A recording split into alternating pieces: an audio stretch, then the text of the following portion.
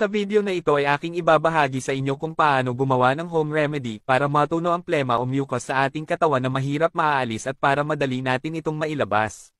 Dahil ang sobrang plema at mucus ay maaaring maging sobrang nakakaabala at nagdudulot ng mga problema.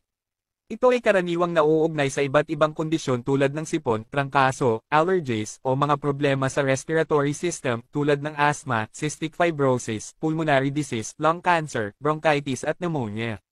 Ang bawang ay may allicin compound na antiviral, antimicrobial, antifungal at anti-inflammatory properties.